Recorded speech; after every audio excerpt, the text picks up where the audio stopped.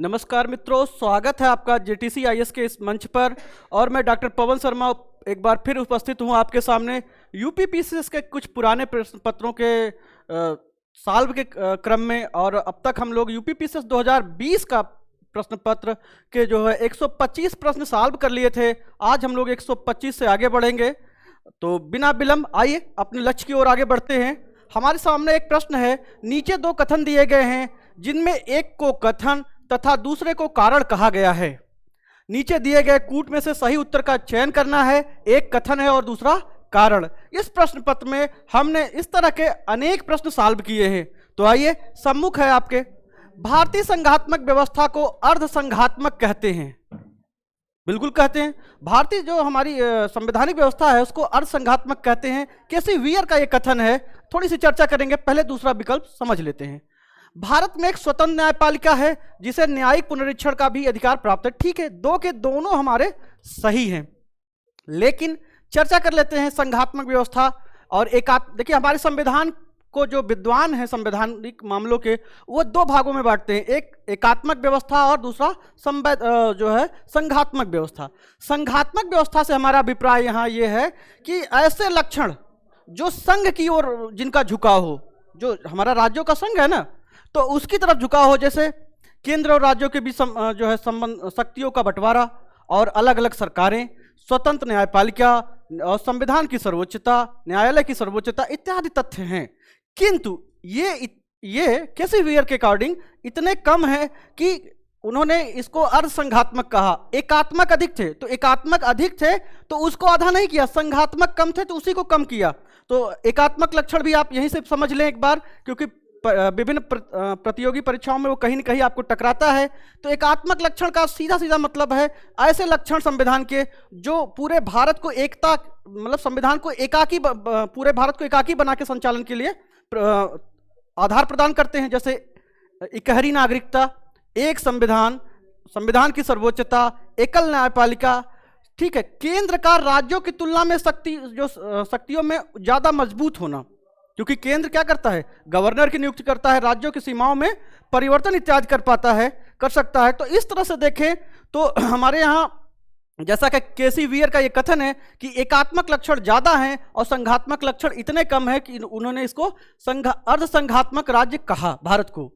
और अगर हम दोनों विकल्पों पर विचार करें तो यह स्पष्ट तौर पर उभर के बात आती है कि कथन तो दोनों सत्य हैं, लेकिन कारण उसकी सही व्याख्या करने में असफल है। तो हमारा ये बी आंसर सही होगा।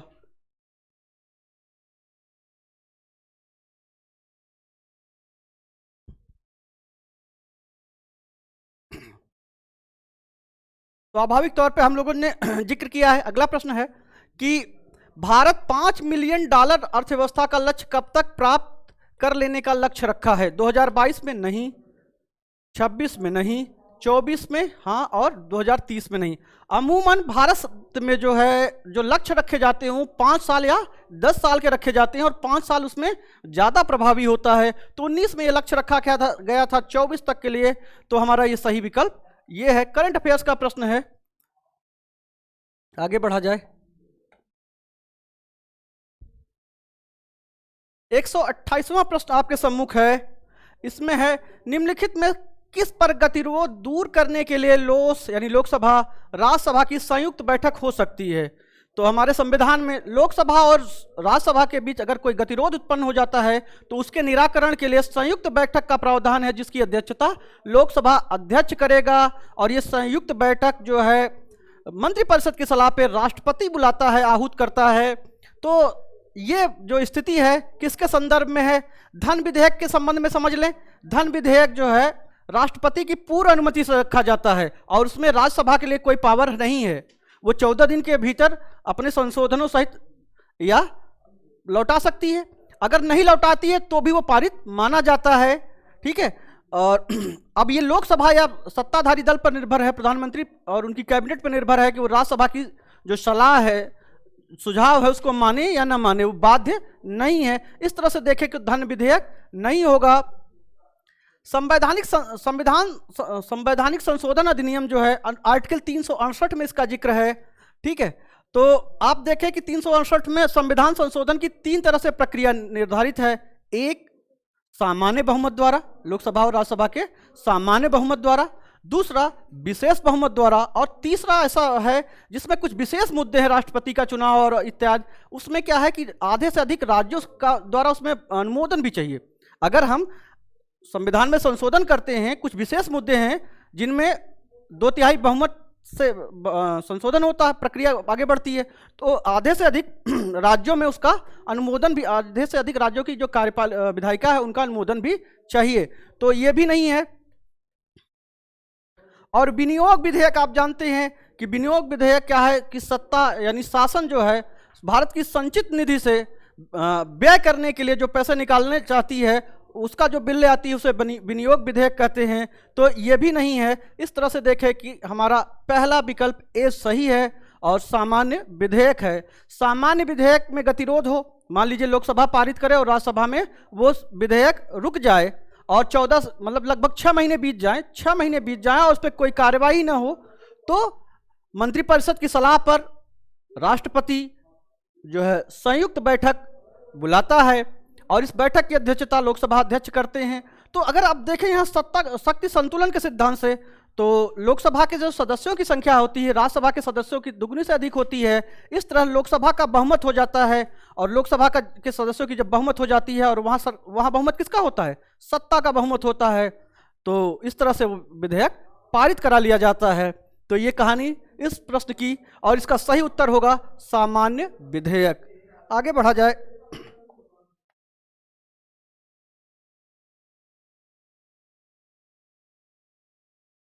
मानव गरीबी सूचकांक, मानव गरीबी सूचकांक एचपीआई की अवधारणा मानव विकास रिपोर्ट 1997 में प्रस्तुत की गई थी, बिल्कुल प्रस्तुत की गई थी। लेकिन मानव विकास रिपोर्ट ने इसे बहुआयामी गरीबी सूचकांक द्वारा निम्नलिखित में किस वर्ष प्रतिस्थापित कर दिया? यानी एक एचपीआई पहले आई थी जिसे एमपीआई ने रिप्लेस कर दिया, प्रतिस्थापित कर दिया। तो 1999 में नहीं, 97 में वो आई थी, 2005 में नहीं, ये 2010 है, 2015 भी नहीं होगा। अगर आप देखें तो एचपीआई जब आया था तो पूरे विश्व को 2 भागों में दो श्रेणियां बना ली गई थी, है ना। गरीबी का आकलन सूचकांक है, किस आधार पर किस देश में कितने लोग गरीब हैं, है ना, इसमें ये उल्लेखित था। तो बाद में एमपीआई ने इनको रिप्लेस कर दिया 2010 में। क्यों? क्योंकि एमपीआई में जो है गरीबी का आकलन और बेहतर तरीके से किया जाता है, तो इसलिए इसका उत्तर जो है 2010 होगा।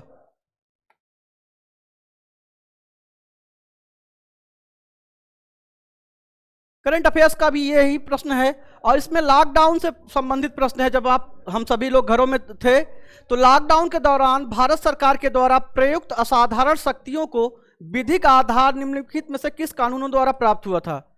असाधारण शक्तियां सरकार को मिल गई थी, तो निम्नलिखित में से किस कानून से? तो 4 कानून है। मेंटल हेल्थ केयर एक्ट, तो इसका कोई लेना देना नहीं है। डिजास्टर मैनेजमेंट एक्ट 2005, इसमें संशोधन भी हुआ था 22 अप्रैल 2020 को। ठीक है, इसको थोड़ा सा विस्तृत में जानेंगे आगे बढ़ के। शत्रु संपत्ति या एनिमी पॉवर्टी एक्ट, ये भी नहीं है। और एपिडेमिक, ये भी महत्वपूर्ण है, एपिडेमिक डिजीज एक्ट 1897। चर्चा कर लेते हैं इन दोनों की। सबसे पहले 2005 का जो डिजास्टर मैनेजमेंट एक्ट है, आप देखें कि हमारे यहाँ जब भी आपदाएं आती, हाल फिलहाल जो भारत में क्या है कि तमाम अच्छाइयों के साथ साथ कुछ आपदाएं विपदाएं भी आती रहती हैं।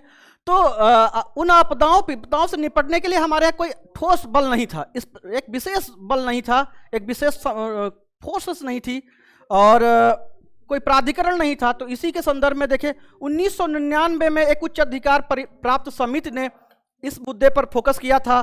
बाद में 2001 में जब गुजरात में भूकंप आया, 2001 में जब गुजरात में भूकंप आया तो इसकी जरूरत महसूस हुई कि ऐसी स्थितियों से निकलने के लिए हमें विशेष प्रशिक्षित लोगों को होना चाहिए हमारे पास और विशेष चीज़ें होनी चाहिए। इससे निपटने के लिए योजना होनी चाहिए, संसाधन होने चाहिए और लोग होने चाहिए। तो दिसंबर 2005 में 23 दिसंबर 2005 में एक विशेष एक एक्ट पारित किया गया और उसका नाम था डिजास्टर मैनेजमेंट एक्ट। इसके माध्यम से केंद्र, राज्य और जिला स्तर पर, केंद्रीय आपदा प्रबंधन प्राधिकरण, राज्य स्तर पर राज्य आपदा प्रबंधन प्राधिकरण और जिला स्तर पर जिला प्रबंधन आपदा प्रबंधन प्राधिकरण गठित किए गए। क्रमशः इनके जो अध्यक्ष थे प्रधानमंत्री, मुख्यमंत्री और जिलाधिकारी हो गए। और इसके माध्यम से एनडीआरएफ की भी स्थापना हुई। एनडीआरएफ हम सुनते हैं ना खबरों में कि एनडीआरएफ को भेज दिया गया है, फला तूफान आने वाला है, फला घटनाक्रम होने वाला है, तो एनडीआरएफ की टीमें भेज दी गई। तो एनडीआरएफ इसी के माध्यम से वो एनडीआरएफ की भी स्थापना हुई और इसका उद्देश्य है कि हमारी जो आपदाएं हैं उनसे कम हानि हो और उसका जो है बेहतर निराकरण किया जाए। आगे बढ़ते हैं, एपिडेमिक डिजीजेज एक्ट 1897 की चर्चा कर लेते हैं। यह संक्रामक रोगों से निपटने के लिए सरकार को विशेष ताकत या बल प्रदान करता है, शक्तियां प्रदान करता है। और इसके माध्यम इसमें यह उल्लेखित है कि कहीं अगर संक्रामक रोग फैल जाता, संक्रामक छुआछूत से, जैसे कि अभी कोविड-19 फैला था, तो कोविड-19 ऐसी स्थितियों में जहां ये बीमारी महामारी फैली है उस क्षेत्र विशेष में क्या करेंगे, कुछ अस्थायी कानून अस्थायी कानून के माध्यम से वहां पर कंट्रोल करने की ये शक्ति प्रदान कर देता है और वहां सामान्य कानूनों की वैधता को कम करके विशेष क्षेत्र को, ऐसा है इसमें प्रावधान है। सरकार ने भी अप्रैल 2020 में जो कोविड-19 को पकड़ने टीम जाती थी उसके साथ जो मारपीट इत्यादि हो रहा था उससे रोकने के लिए ऐसे अपराधों को इसमें संशोधन किया था और ऐसे अपराधों को गैर जमानती बना दिया था। साथ ही साथ ऐसे अपराध में लिप्त लोगों के लिए 7 वर्ष की सजा निर्धारित की थी। तो ये कहानी हो गई और हमारा उत्तर हो गया सी। ये चर्चा हो गई हमारी डिजास्टर मैनेजमेंट एक्ट 2005 की और एपिडेमिक डिजीज एक्ट 1897 की। चलिए आगे बढ़ते हैं।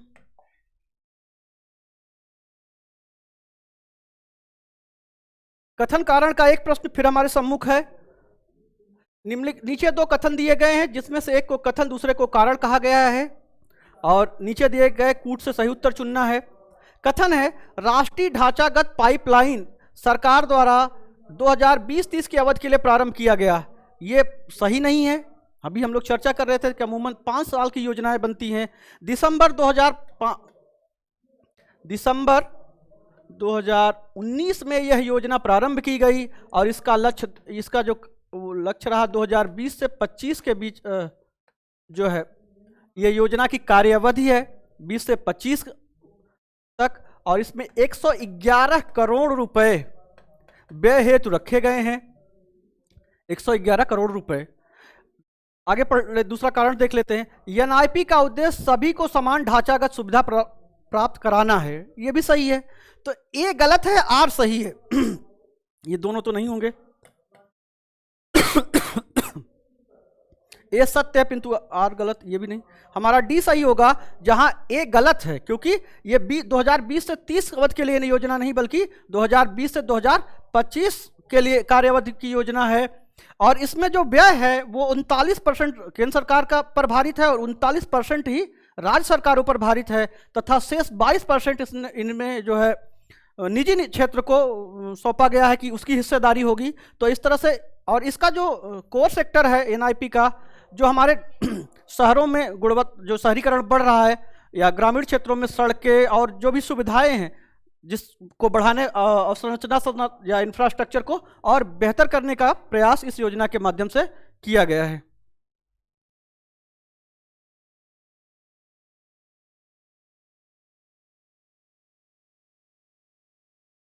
संविधान का एक अच्छा प्रश्न आपके सम्मुख है। पहले एक ही होता था, अब 4 विकल्प हैं मिलाने के लिए। सूची 1 को सूची 2 से सुमिलित कीजिए तथा सूचियों के नीचे दिए गए कूट से सही उत्तर चुनिए। अनुच्छेद 61, 67, 94 और 90। अनुच्छेद 61 को अगर आप ध्यान दें तो राष्ट्रपति पर महाभियोग से संबंधित है और 67 जो है उपराष्ट्रपति को हटाना। तो 2-3 से सही कहीं शुरुआत है, 2-4 है इसमें नहीं, 3-2 नहीं, 2-3 हमारा यहाँ सही है। इस तरह से ये मिल गया। अगर थोड़ी सी चर्चा कर लेते हैं। अनुच्छेद 61 में राष्ट्रपति पर महाभियोग है, लेकिन महाभियोग 14 दिन की पूर्व सूचना पर ही लगाया जाता है। 14 दिन की पूर्व सूचना पर कोई सदन, लोकसभा या राज्यसभा, उसके जो सदस्य हैं 1/4 सदस्य ये प्रस्ताव लाएंगे। 1/4 सदस्यों के जो है समर्थन से कोई प्रस्ताव आएगा और 2/3 बहुमत से पारित होकर वो दूसरे सदन में जाएगा। दूसरा सदन भी जब उसे 2/3 बहुमत से 2/3 बहुमत से पारित कर देगा, तब राष्ट्रपति को अपने पद से अपना पद छोड़ना पड़ेगा। इसी प्रक्रिया को राष्ट्रपति पर महाभियोग कहते हैं। यहां ध्यान देने वाली बात है, इस प्रक्रिया में राष्ट्रपति अपना पक्ष स्वयं या अपने वकील या अधिवक्ता के माध्यम से रख सकता है। ठीक है, तो हमारा ये सही है। आगे बढ़ेंगे।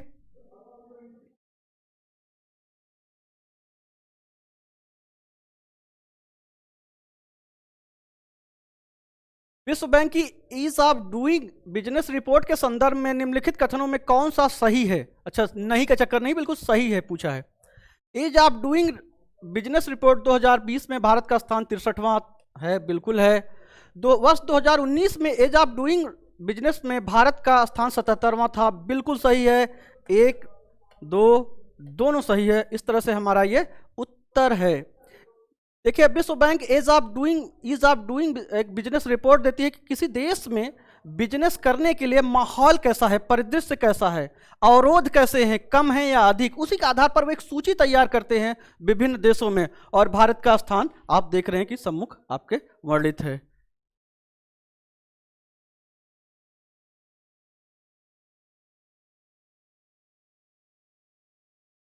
भारत की संविधान सभा ने निम्नलिखित में से किस तिथि को राष्ट्रीय ध्वज को अपनाया?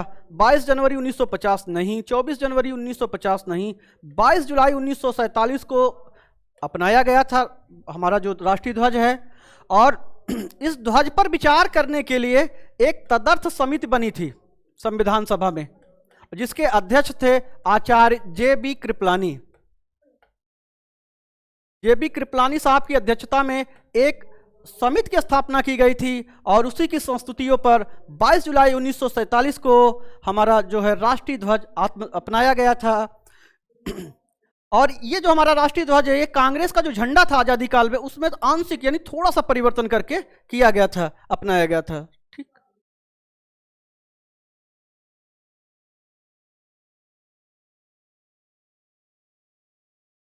केंद्रीय बजट 2020-21 करंट अफेयर्स का एक प्रश्न और, उत्कृष्ट कारपोरेट बॉन्ड में विदेशी पोर्टफोलियो निवेश की सीमा बढ़ा दी गई है, बिल्कुल बढ़ा दी गई है। देखिए, विदेशी निवेश दो तरह का होता है, एक एफडीआई और एक एफआईआई। तो यहाँ एफआईआई का प्रश्न है, तो ये 9% तक नहीं है, 10% तक नहीं है, 12% भी नहीं, बल्कि 15% है। हमारा उत्तर डी होगा, हमारा उत्तर डी होगा।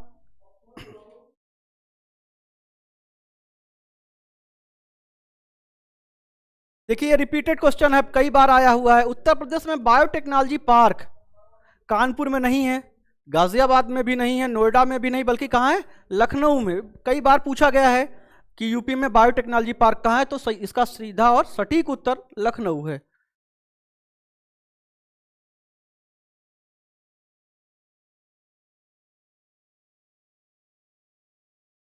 दो सूचियां हमारे सम्मुख हैं और कूट भी है, तो दोनों को मिला लेते हैं।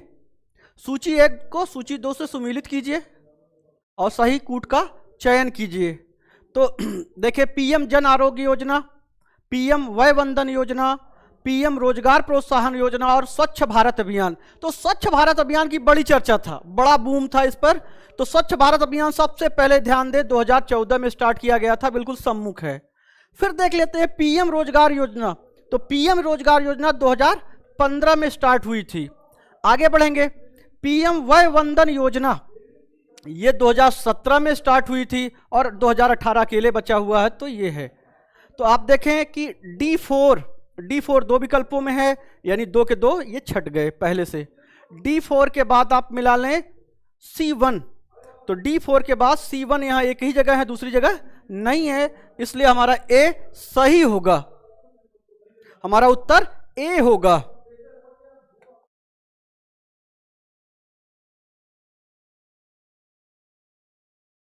अगला प्रश्न आपके सम्मुख है, विकास अनुवीक्षण और मूल्यांकन कार्यालय जो दीर्घकालिक नीति का अनुवीक्षण करता है, निम्नलिखित में से किस कार्यालय के अंतर्गत आता है? तो आप देखें कि विकास का जो दीर्घकालिक प्रयोजन है वो सब जो है हमारे यहाँ पहले से ही, आज़ादी के बाद से ही योजना आयोग करता आया है, और वर्तमान में योजना आयोग के स्थान पर अगर कोई कार्यरत है तो वो नीति आयोग है। तो हमारा सीधा सीधा उत्तर यहाँ पर मिल रहा है, नीति आयोग है। न कि प्रधानमंत्री कार्यालय, न गृह मंत्रालय और न ही कैबिनेट सेक्रेटरिएट या जिसे हम मंत्रिमंडल सचिवालय कहते हैं। इस तरह से हमारा ये डी उत्तर सही होगा।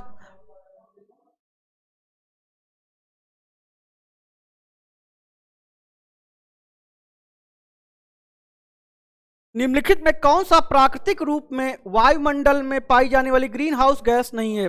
पर्यावरण के तमाम क्वेश्चन उधर हमें मिले थे, आखिरी में भी कुछ क्वेश्चन है। देखिए एक आपके सम्मुख है, नाइट्रोजन ऑक्साइड हो नाइट्रोजन ऑक्साइड मिलती नहीं है। कौन कौन मिलता है? कार्बन डाइऑक्साइड मिलता है, ओजोन मिलता है और मीथेन मिलता है। तो अगर ये नहीं पूछा है तो इस तरह से ये तीनों विकल्प कट गए और हमारा सही उत्तर होगा नाइट्रोजन ऑक्साइड। नाइट्रोजन ऑक्साइड वायुमंडल में पाई जाने वाली ग्रीन हाउस गैसों में ऐसे ही है जो स्वतंत्र रूप से नहीं मिलती है। ठीक,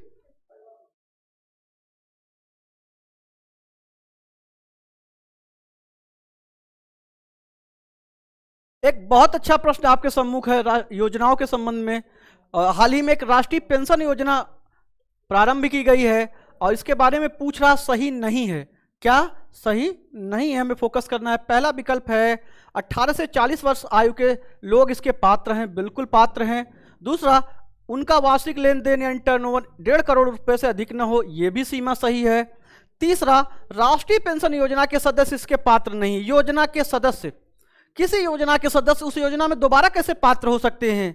तो ये इस तरह से ये हमारा विकल्प सही नहीं है। और इसके अंतर्गत 3,000 रुपये का मासिक पेंशन सुनिश्चित है, ये भी सही है। तो ये तीनों विकल्प सही हैं, लेकिन उत्तर हमारा सी होगा क्योंकि पूछा है ना कि इसमें कौन सा सही नहीं है।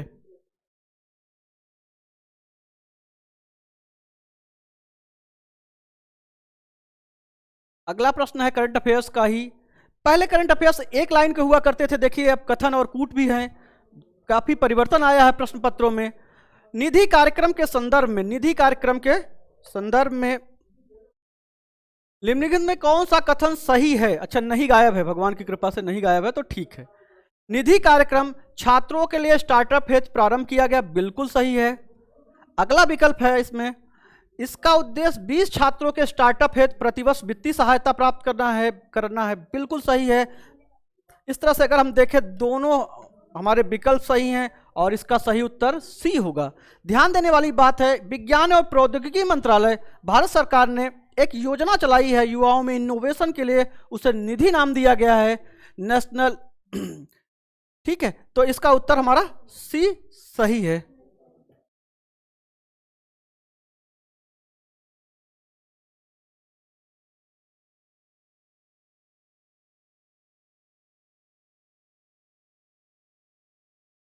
पर्यावरण का एक प्रश्न और आपके सम्मुख है। सामान्यतः पर्यावरण को निम्न प्रकार से वर्गीकृत किया जा सकता है और निम्नलिखित में कौन सा इस वर्गीकरण का अंश नहीं है? तो परिचालन पर्यावरण, ऐसा तो शब्द नहीं सुनने को मिलता। भौतिक पर्यावरण सुनने को मिलता है, सांस्कृतिक मिलता है और जैविकी मिलता है, और नहीं पूछा है तो इसका सही उत्तर परिचालन पर्यावरण है। ठीक है, ये तीनों नहीं है, इसका सही उत्तर ए है।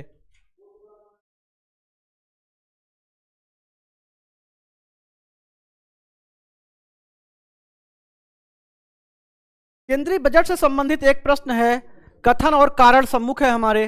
कथन ए है, केंद्रीय बजट 2020 में कृषि की आय दुगनी करने के उद्देश्य से ग्रामीण विकास पर ध्यान केंद्रित किया गया है, बिल्कुल ध्यान केंद्रित किया गया है। कारण है, बजट में घोषित 16 सूत्री कार्यक्रम में कृषि है, सिंचाई है, ग्रामीण विकास के चतुर्दिक केंद्रित है। तो दोनों कथन सही हैं, और अगर कथन के अकॉर्डिंग देखें तो यह व्याख्या भी सही है। इस तरह से हमारा ये विकल्प सही होगा ए। ठीक है, कि ये कथन बता रहा है कि हम ग्रामीण विकास पर ध्यान केंद्रित कर रहे हैं, बिल्कुल कर रहे हैं। दूसरा ये कर रहा है कि 16 सूत्री ऐसे कार्यक्रम चलाए गए हैं जो उस ग्रामीण विकास को गति देंगे, ठीक है, विकास को बढ़ाएंगे। तो इस संदर्भ में अगर देखें तो हमारा ए विकल्प सही है और यही इसका सही उत्तर है।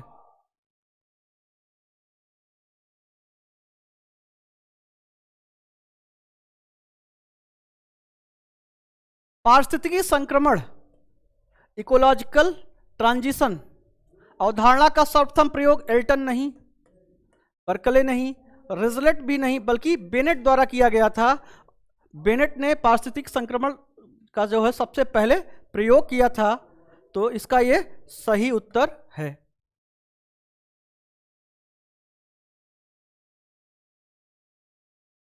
आखिरी 5 प्रश्न बचे हैं। चलिए 145वें नंबर पर देखते हैं। ट्रैवल एंड टूरिज्म प्रतियोगितात्मक सूचकांक जारी किया जाता है।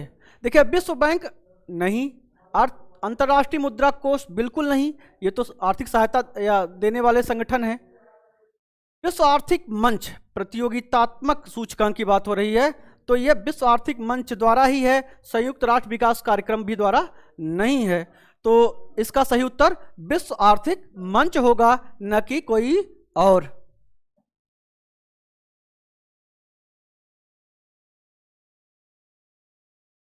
पर्यावरण का ही एक प्रश्न सम्मुख है आपके। निम्नलिखित में कौन सा वैश्विक तापवृद्धि ग्लोबल वार्मिंग का प्रभाव है? ग्लोबल वार्मिंग में क्या होगा कि जो है हिमनद पिघलेंगे, और जब हिमनद पिघलेंगे तो समुद्र जल का जो तल है वो बढ़ेगा। मेट्रो सिटीज खासकर कोलंबो है, मुंबई है, मालदीव है, यहाँ पर डूब जाने की संभावनाएं, आशंकाएं व्यक्त की जाती हैं। हम लोग इसको पढ़ते हैं। तीसरा, जब मौसम बदलेगा, पूरी तरह से टेम्परेचर बढ़ेगा, धीरे धीरे वैश्विक तापवृद्धि होगी, तो बीमारियां भी फैलेंगी। साथ ही साथ प्रवाल भित्ति का विरंजन होगा। 4 के चारों सही हैं, और उत्तर देख लेते हैं। 1 2 3 बिल्कुल नहीं, 2 3 बिल्कुल नहीं, 1 3 4 बिल्कुल नहीं, और यहाँ हमारा पास चौथा विकल्प बिल्कुल सही है कि जब ग्लोबल वार्मिंग होगी तो बिल्कुल 4 की चारों घटनाएं जन्म लेंगी, और निरंतर ऐसी आशंकाएं बढ़ रही हैं, क्योंकि पृथ्वी का औसत जो तापमान है वो बढ़ रहा है। क्यों? जो ग्रीन हाउस गैसों का जो है मात्रा धीरे धीरे पर्यावरण में बढ़ रहा है, तो इस वजह से यहाँ हमारा डी उत्तर बिल्कुल सटीक है।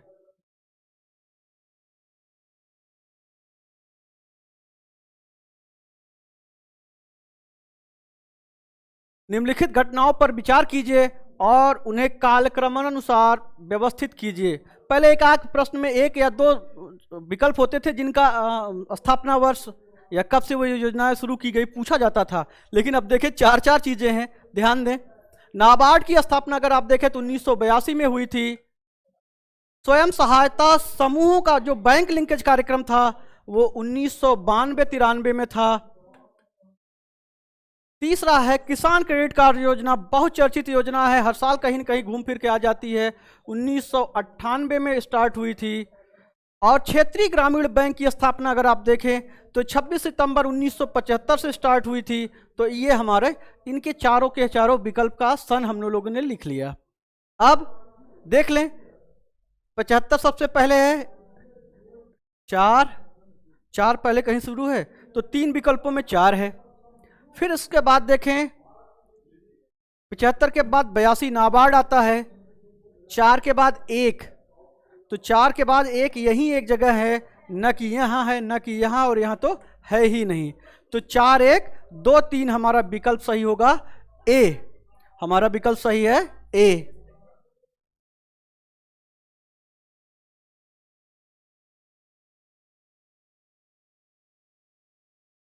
निम्नलिखित घटनाओं को कालानुक्रमिक रूप में व्यवस्थित कीजिए तथा नीचे दिए गए कूट से सही उत्तर चुनिए। रियो पृथ्वी सम्मेलन 1992 में हुआ था, जून। ठीक। ब्रटलैंड आयोग रिपोर्ट का प्रकाशन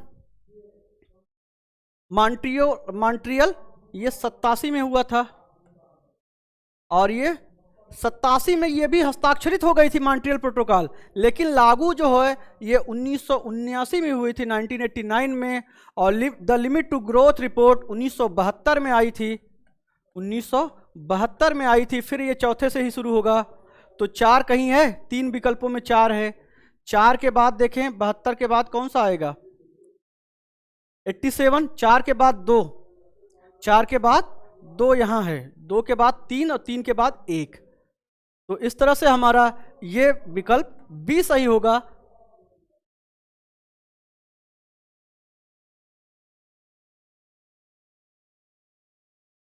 करंट अफेयर्स का एक प्रश्न और आपके सम्मुख है। प्रश्न है, कौशल भारत अभियान के संदर्भ में निम्नलिखित में से कौन सा कथन सही है? 2 कथन है, दोनों को देखना है। कौशल भारत अभियान की शुरुआत प्रधानमंत्री ने जुलाई 2015 में की थी, बिल्कुल की थी, ये हमारा सही है।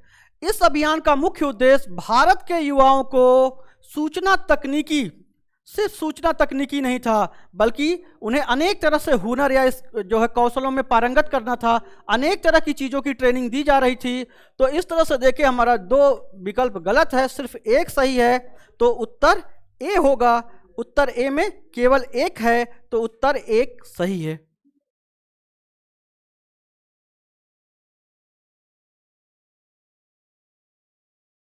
आखिरी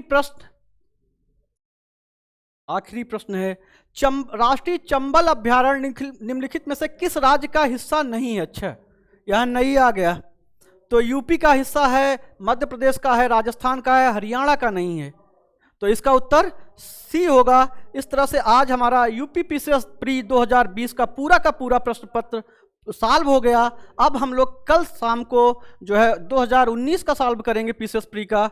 और आप लोग बने रहिए जेटीसी आईएएस पर और लोगों को जोड़िए। आज जो है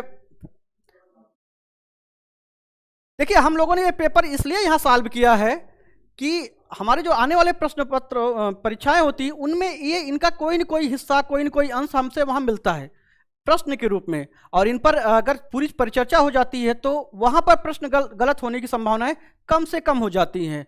तो ये, और साथ ही साथ एक निवेदन है कि 8 से 9 रजनीश सर की मैथ की क्लास होगी और 9 से 10 प्रशांत सर की रीजनिंग की बिल्कुल लाइव क्लास होगी। आप सभी जुड़ें और लोगों को जोड़ें। बहुत बहुत धन्यवाद। नमस्कार।